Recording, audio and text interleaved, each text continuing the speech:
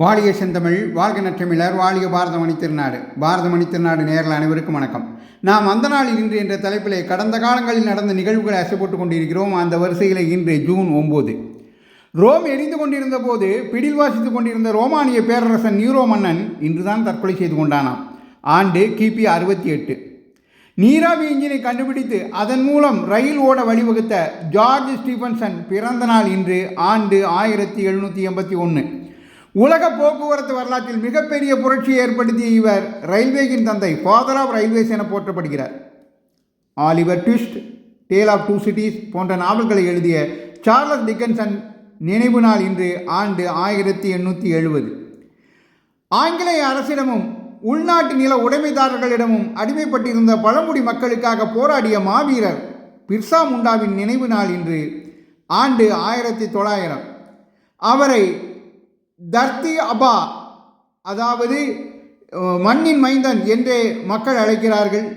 ராஞ்சி விமான நிலையத்திற்கு அவரது பெயர் சூட்டப்பட்டுள்ளது. 25 ஆண்டுகளை வாழ்ந்த அவரது போராட்டங்கள் இன்றும் நினைவு கூறப்படுகின்றன.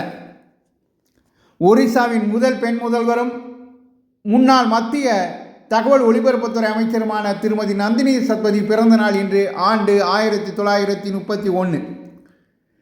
இந்தியாவின் முதல் பெண் IPS அதிகாரியும் புதுவை துணைநிலை ஆளுநருமாக பணியாற்றி வருமாகிய திருமதி கிரண்பேடியின் பிறந்த நாள் இன்று. ஆண்டு 1949.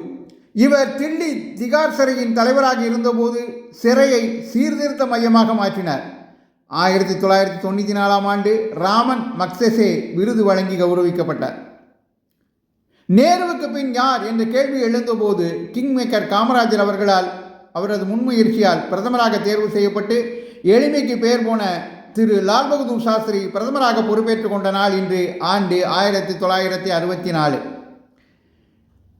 திரு எம்ஜிஆர் என்கிற திரு MG ராமச்சந்திரன் தமிழக முதல்வராக 2ஆம் முறை பதவியேற்றுக் கொண்ட நாள் இன்று.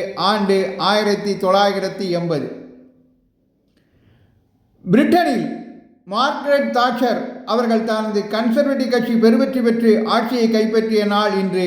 ஆண்டு 1983. மிக குறைந்த வயதில் எவரெஸ்ட் சிகரத்தில் ஏறி சாதனை படைத்த அர்ஜுன் வாஜ்பாய் பிறந்த தினம் இன்று. ஆண்டு 1993. இவர் 2010ஆம் ஆண்டில் தனது 17 வயது நிறையும் முன்பே எவரெஸ்டில் ஏறி சாதனை புரிந்தார். பிபா உலகக்கோப்பை கால்பந்து போட்டி துவங்கிய நாள் இன்று. ஆண்டு 2006. தொடர்ந்து கேட்போம். நன்றி, வணக்கம், ஜெய்ஹிந்த்.